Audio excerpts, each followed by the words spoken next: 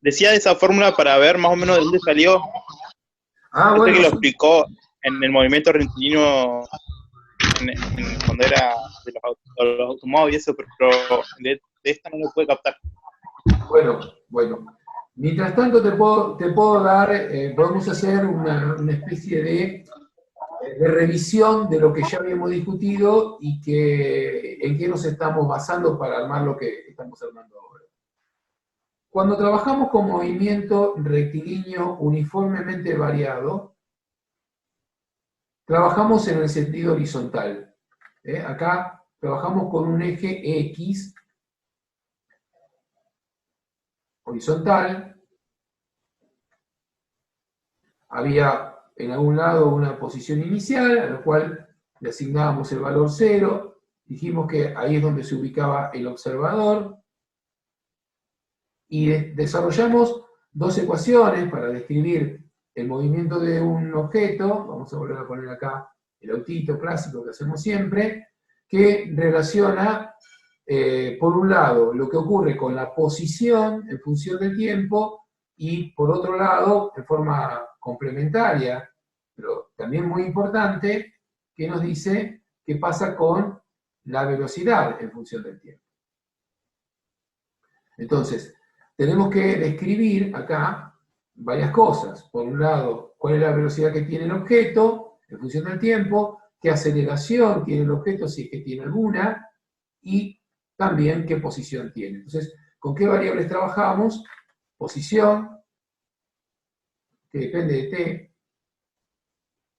la velocidad, que también puede depender de t, y la aceleración, que en este problema es constante. O sea, que sea uniformemente variado significa, desde el punto de vista numérico, que la aceleración tiene un valor constante, que puede cambiar de problema en problema, pero que durante un movimiento en particular que esté estudiando, siempre tiene el mismo valor.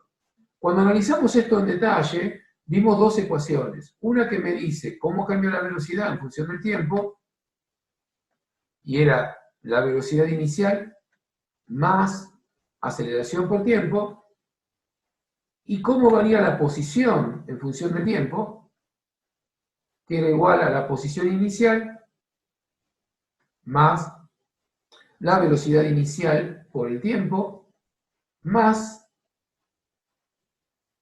un medio de la aceleración por el tiempo al cuadrado. Esas son las dos ecuaciones que usamos, que desarrollamos en forma simultánea, una para describir la velocidad, la otra para describir la posición. Y fue la que usamos en el ejemplo desarrollado que hicimos ayer.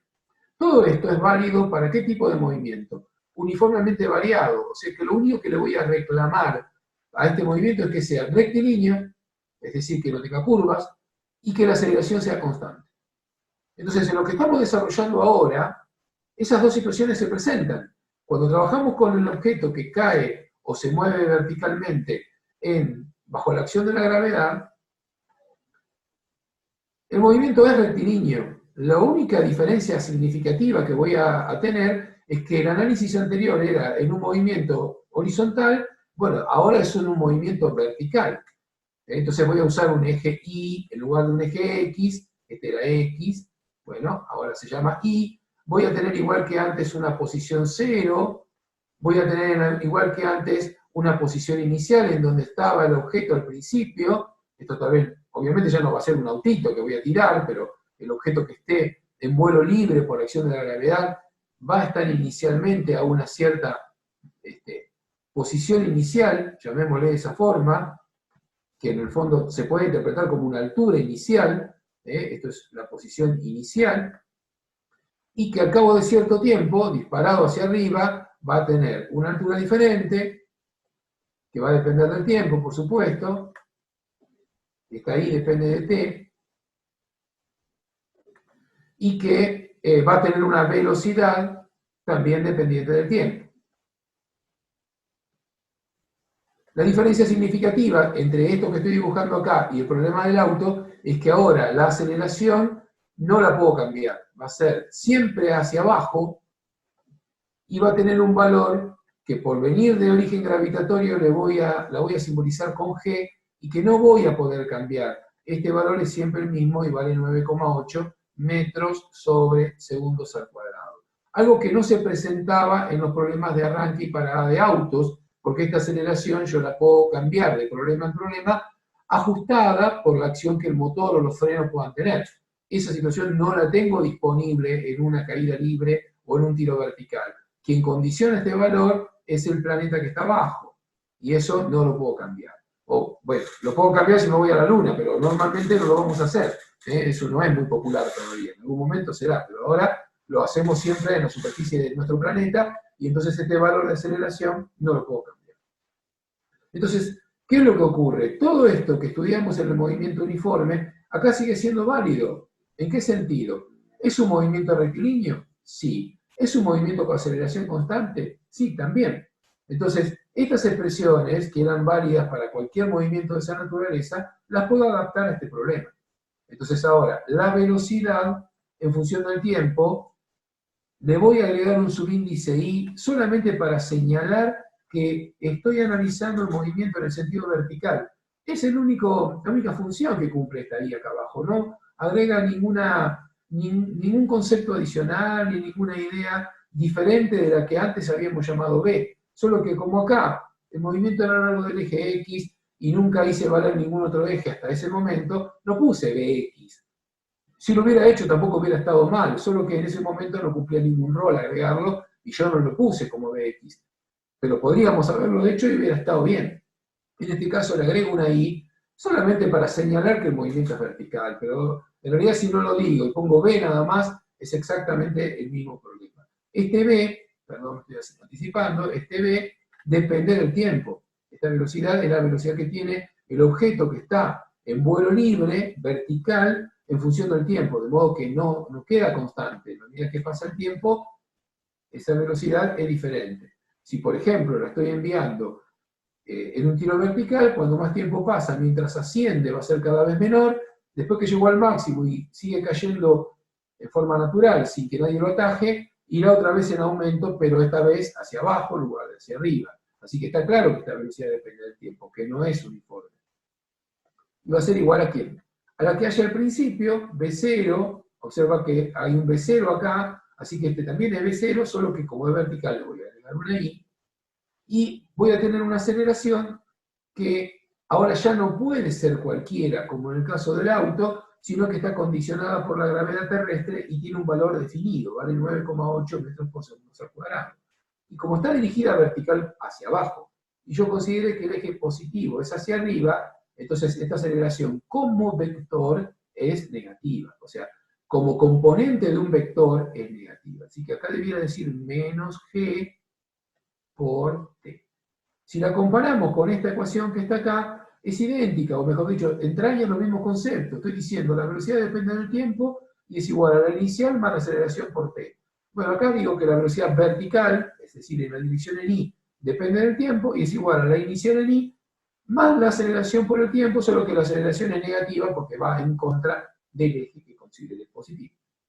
Así que esta ecuación y esta ecuación entrañan la misma física, simplemente que está adaptada a un movimiento que tiene, bueno, unas características geométricas diferentes, porque en este caso es vertical y acá había sido horizontal, porque acá la aceleración podría ser de cualquier valor numérico y acá no, acá tiene una acción provocada por la gravedad, entonces distingo esa situación con símbolos diferentes, con símbolos apropiados, pero no hay una física diferente. Esto es un movimiento rectilíneo uniformemente variado y esto también es un movimiento rectilíneo uniformemente variado. Por eso puedo adaptar las ecuaciones originales a describir este problema. Algo por el estilo voy a decir respecto de la posición. La posición va a depender del tiempo, así como antes le llamaba X, como una posición en horizontal que depende del tiempo, bueno, ahora la posición en Y va a depender del tiempo, y va a seguir la misma lógica que hay acá, que es la posición inicial, más velocidad inicial por tiempo, más un medio por la aceleración por el tiempo al cuadrado. Bueno, voy a hacer lo mismo, solo que lo voy a adaptar a este problema.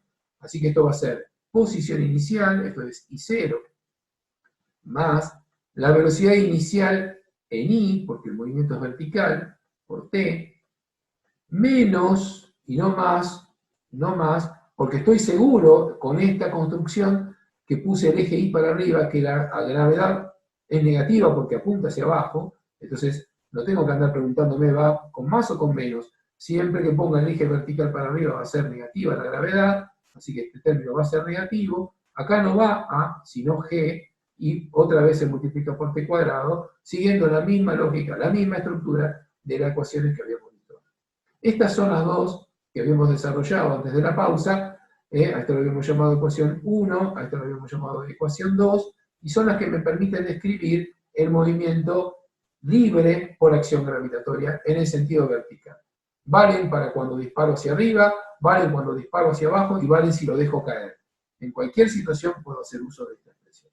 Decíamos que de acá se puede despejar una tercera ecuación que me dice que la velocidad al cuadrado en una altura determinada es igual a la inicial en i al cuadrado menos 2 veces la acción de la gravedad por la diferencia de alturas, o la diferencia que haya en i, entre las dos posiciones en las cuales se evalúe esta velocidad y esta velocidad.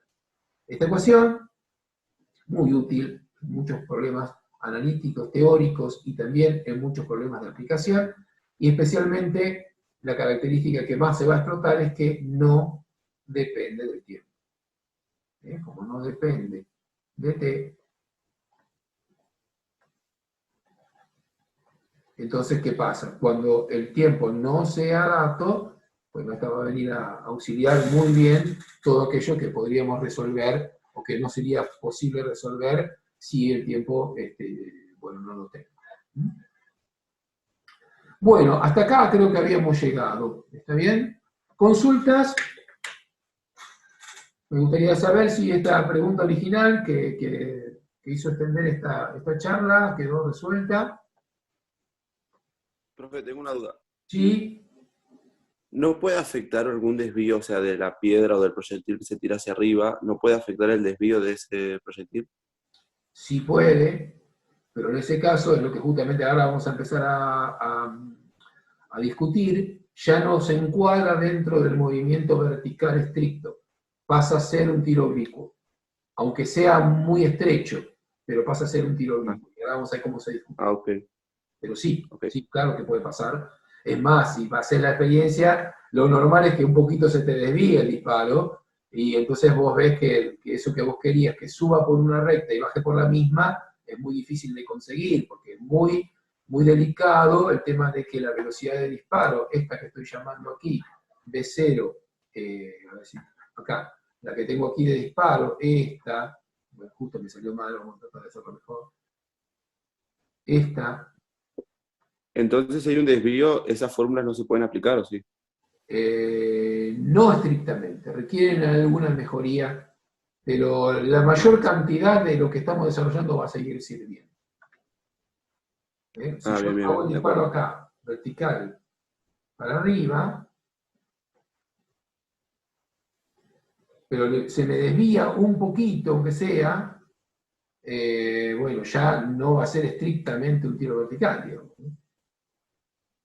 Ahora, si se desvía mucho me doy cuenta, pero si se desvía muy poquitito, tal vez sea muy sutil, y esto sube, tiene una pequeña curva y vuelve, y no pasa exactamente por el mismo lugar, y en ese sentido, la manera correcta de describirlo es a través de lo que llamamos un tiro oblicuo, que es lo que vamos a ver dentro de un ratito.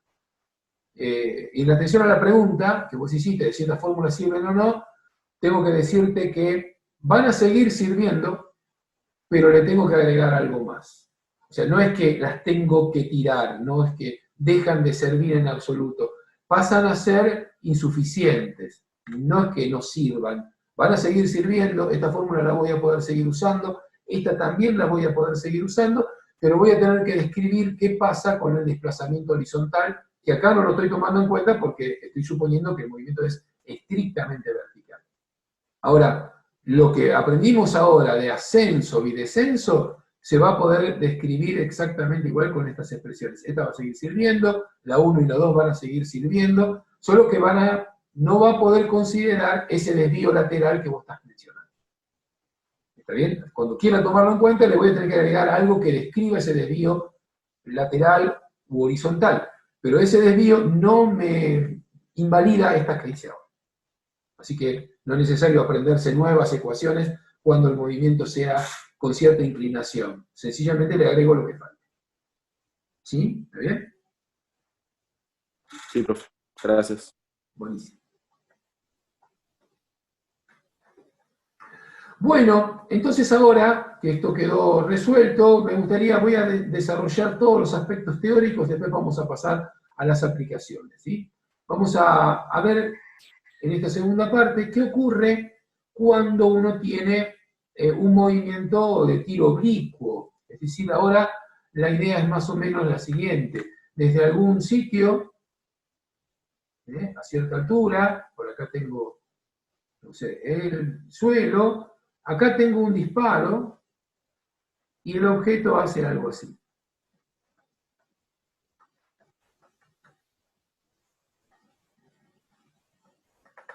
Entonces, ¿cómo describo un movimiento de ese tipo? En donde tengo un movimiento de disparo inicial, hay acá una velocidad inicial, pero tengan en cuenta que las velocidades tienen dirección, y por lo tanto, si esta velocidad inicial está inclinada, y acá le pongo justamente la flechita de vector, ya no voy a poder garantizar que se trate de un movimiento vertical. Es seguro que no va a ocurrir, que se va a inclinar el movimiento, y lo que uno observa es que se produce un movimiento que ya no es rectilíneo, es un movimiento curvo. Se da en el plano, o sea, esto va a estar en un plano vertical, pero no va a ser rectilíneo. Entonces, ¿cómo describir un movimiento así? ¿Cómo trabajamos con un movimiento así? Lo discutíamos en términos generales ayer y vamos a tratar de aplicarlo a este caso particular. Cuando el movimiento era en el plano, ahora estoy analizando, esta línea de puntos es la que representa esa trayectoria, que en el día de ayer lo habíamos puesto como una curva en rojo que yo hice a mano alzada de formato arbitrario, ahora ya no tiene, bueno, tanta arbitrariedad, pero que se trata de una curva es evidente, y por lo tanto no puedo describirlo con un solo eje, porque el movimiento ya no es rectilíneo. Entonces lo tengo que describir con dos ejes. Un eje que voy a considerar horizontal y un eje que voy a considerar vertical. ¿A dónde los ubico esos ejes? Como todo sistema coordenado, a donde a mí me parezca oportuno. En este caso lo hice del modo más genérico posible. Así que voy a necesitar un eje que describa qué pasa con X y un eje que describa qué pasa con Y. Por supuesto, en algún lado voy a tener el origen 0, 0, y en este 0, 0 está el personaje que me cuenta la historia. Acá está el observador. Recuerden que en el origen es donde está el observador. ¿Está bien? Este está observando que alguien dispara desde algún lugar un proyectil que no lo hace en el sentido estrictamente vertical. Si lo hiciera, esto sería un tiro vertical que luego va a caer sobre el mismo lugar, y bueno, ya lo discutimos a eso hace un ratito, o sea que eso ya lo tenemos analizado. Lo que queremos ver es qué pasa con algo en donde es disparado de esta forma.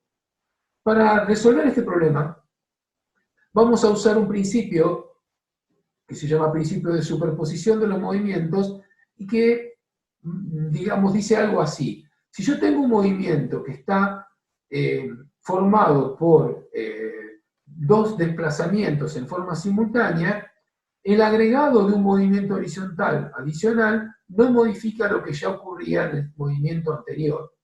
Es decir, puedo pensar a este movimiento como si se tratara de un movimiento de ascenso y descenso, mientras hace esto, como si lo mirase estrictamente desde acá. Entonces no puedo ver que se va acercando, solamente veo que sube y baja. Entonces observo que eso sube y baja, sube hasta esta altura y después baja hasta el suelo, y simultáneamente se mueve horizontalmente, acercándose al observador que tal vez esté por acá. Entonces voy a superponer esto como un movimiento en el sentido vertical. Vamos a ver, es algo así. Un movimiento que ocurre en el sentido vertical, que por supuesto inicialmente sube, pero después baja, superpuesto a un movimiento que se da en el sentido horizontal. ¿Está bien? Es una superposición de estos dos movimientos. Cada uno de ellos se describe por lo que ocurre con la coordenada Y y con la coordenada X. En cualquier posición intermedia, y vamos a hacer referencia a lo que charlábamos ayer, en cada punto en donde se encuentre el objeto, acá es donde tendría que representar el vector R. Que por supuesto que en la medida que pasa el tiempo va cambiando, o sea que ese R depende de t. Cuando el objeto va pasando por posiciones diferentes, la posición relativa que yo observo el objeto, que este observador detecta el objeto, no solamente que va estando a distancias diferentes, sino que lo ve orientado diferente, con lo cual la posición claramente es un vector.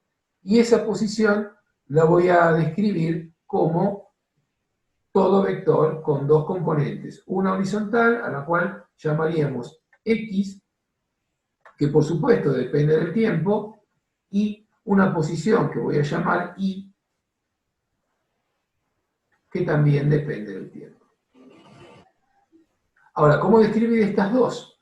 El movimiento del objeto se va dando por acción gravitatoria, y a pesar de que lo disparamos en forma inclinada y que además de movimiento vertical se superpone un movimiento horizontal, la gravedad, la acción de la gravedad terrestre, de todos modos sigue siendo vertical hacia abajo. En todo momento donde se encuentre el objeto, la acción gravitatoria va a ser vertical hacia abajo. El vector aceleración es la gravedad, y esté donde esté, siempre es vertical hacia abajo. Esto significa que esta gravedad, este vector aceleración, solo tiene componente vertical, solamente tiene componente en Y, no tiene componente en X, porque la gravedad nunca actúa de costado. Lo que ocurre acá, lo que sí tenía componente en X era la velocidad, pero no la aceleración. La aceleración está provocada por el planeta y esa actúa verticalmente, no importa si el vuelo del objeto tiene un desplazamiento horizontal. Así que, ¿qué va a pasar? Esta aceleración va a tener componentes, si lo pienso como componentes, una aceleración, una Gx igual a 0, no hay componente en X, y va a tener una componente GI que sencillamente es menos G. O sea, lo que estuvimos discutiendo hasta hace un rato, la gravedad actúa estrictamente vertical, es responsable de que se frene mientras sube y que acelere otra vez mientras baje, tanto que si nadie lo ataja aquí va a seguir cayendo hasta el suelo, pero no tiene acción horizontal. Entonces, ¿esto qué significa? Que en vertical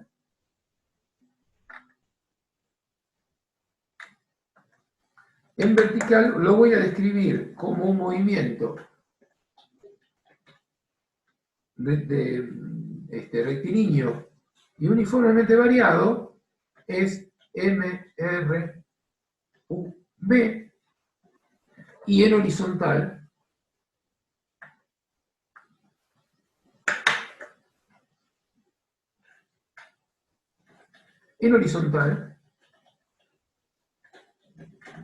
sigue un movimiento rectilíneo y uniforme, porque en horizontal no recibe ninguna aceleración.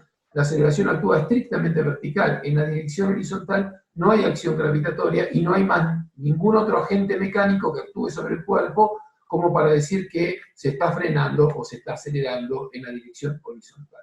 Entonces, ¿cuáles son las ecuaciones que vamos a usar? En primer lugar, voy a tener que considerar que esta velocidad de disparo, que está escrito como vector y que está inclinada, de manera que tiene un módulo, pero también tiene una dirección que va a estar dada por un ángulo de disparo inicial. Entonces en vertical y en horizontal voy a tener que considerar que tiene componentes,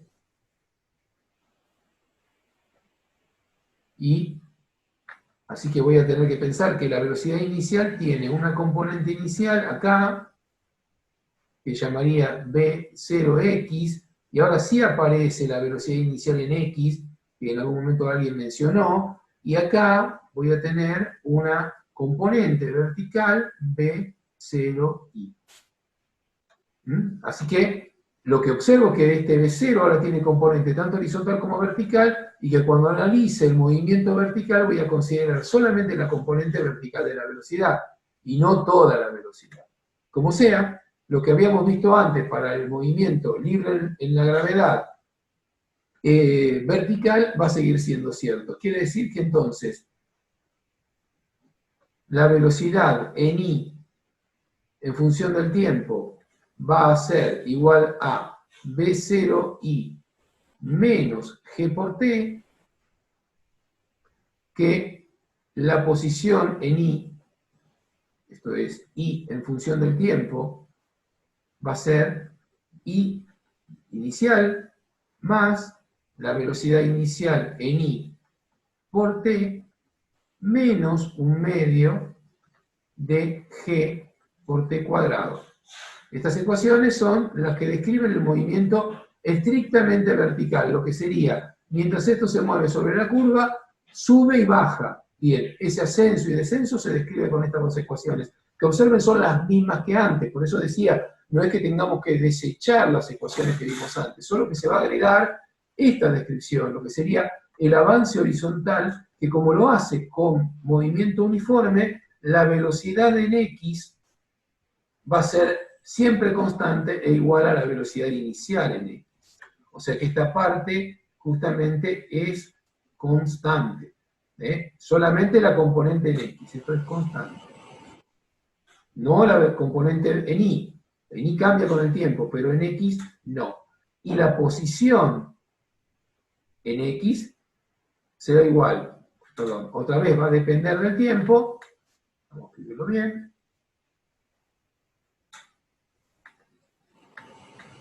La posición va a depender del tiempo, la posición horizontal, es decir, cómo se da el avance de este objeto mientras vuela en la gravedad, observado por este observador ubicado acá, en la medida que recorre la curva, en x se va apartando, cada vez se va yendo más hacia la derecha en este caso, así que esta x depende del tiempo, y va a ser igual a la posición inicial que haya, más la velocidad inicial, solo que la componente x nada más, multiplicada por t.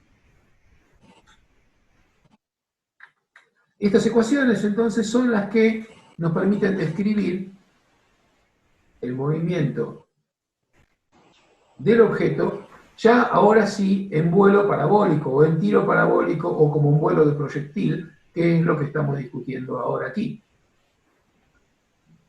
Algo que hace falta discutir o agregar para que toda esta descripción quede completa es que en ambos casos me está pidiendo velocidades iniciales en la dirección vertical y en la dirección horizontal en forma diferenciada. Y habitualmente lo que uno tiene como dato es el módulo de esta velocidad, es decir, lo que podríamos llamar toda la velocidad, y en todo caso este ángulo alfa de disparo, que voy a llamar alfa 0, que sería el ángulo con el cual se está disparando. Entonces, como a mí no me piden esos datos, sino que me están pidiendo cuánto vale esta componente horizontal inicial para reemplazarla aquí y aquí, y cuánto vale esta componente vertical inicial para reemplazarla aquí y aquí, entonces voy a necesitar construir esas dos. La trigonometría nos resuelve este problema con mucha facilidad y debería decir que la velocidad inicial en x es igual a el módulo de b0 por el coseno del ángulo de disparo, que sería alfa 0, y la velocidad inicial en i sería el módulo de b0 por el seno del ángulo de disparo. Así que estas dos formulitas relacionan el módulo de la velocidad de disparo y el ángulo con el cual se disparó con las componentes horizontal y vertical que requieren las ecuaciones paramétricas vertical y horizontal para precisamente describir todo el movimiento, pero en forma de superposición, como un avance horizontal a velocidad constante y un tiro vertical con velocidad variable, siguiendo las leyes del movimiento variable, o uniformemente variable.